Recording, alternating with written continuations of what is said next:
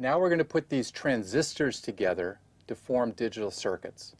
But before we do that, we need to talk about how we represent connections in wires. Now, a wire is a piece of metal that connects transistors together. And computer chips actually have layers of wiring above them in order to make those connections between transistors. Let's look at a circuit that we're going to see a little bit later that does a useful digital function. And let's talk here about the wiring and also about the connections.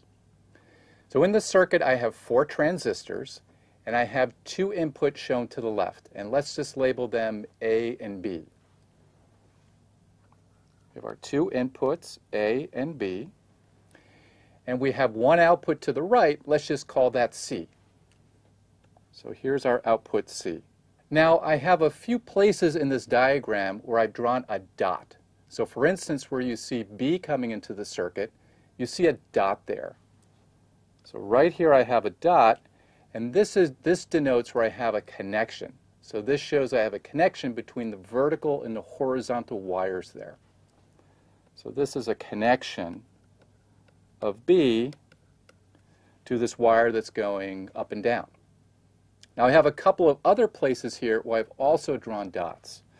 So here where A comes in, it goes to this P-type transistor, but also it branches off through this vertical wire that goes down to this N-type transistor down at the bottom. Now I also have this point here where my output comes out of the circuit. That also has a dot that also denotes a connection. Now there are a couple of places where I haven't drawn a dot that you might be wondering about. So let's look at this place here where I actually omitted a dot. I really should draw a dot there to denote a connection. But here, because there's a T, there's no ambiguity. It's pretty clear, because I have a T here, that there's a connection. So I can leave that out. And if you see a T like this without a dot, then you know that there's a connection. Also, this place down here, where I connect the 2 N-type transistors, I've also not drawn a dot, but it's pretty clear there's no ambiguity that there is a wire that connects those two and the connection is made. It's pretty clear there. Now there's another point here that you might be wondering about where it's really not clear whether there's a connection or not. And that's this point here where A comes into the circuit, this crossover point.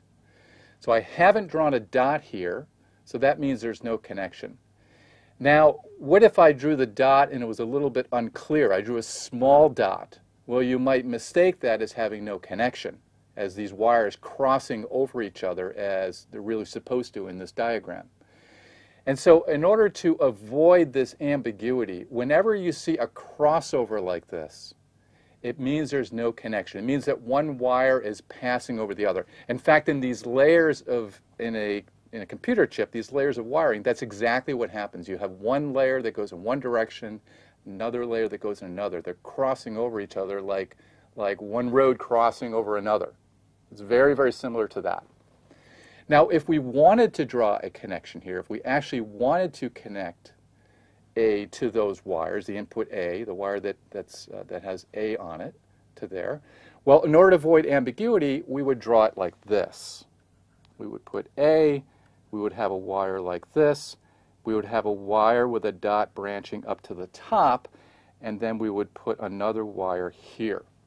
So this avoids any ambiguity. This shows that very clearly, because I have 2 T connections now, that I'm connecting these wires together. Whereas in this other example, I'm not connecting. One passes over the other. Now, a couple of other symbols that we have in this circuit that we need to clarify. This symbol here is where we have the power supply connection. So this is the connection to whatever power we're supplying, whatever voltage we're supplying to the circuit. So when you see the symbol, that represents a connection to the voltage.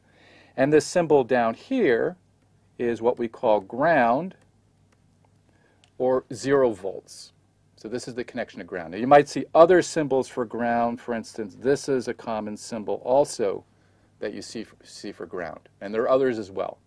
But this makes this symbol here that I've drawn here, as well as the one I've drawn to the right, is a symbol for ground, for 0 volts.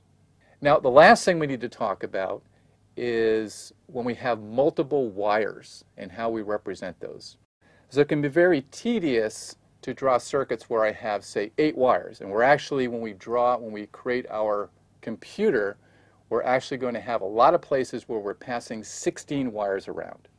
Now that can be very tedious to draw, and it can be very confusing. You have to count the number of wires, and it can take up a lot of space.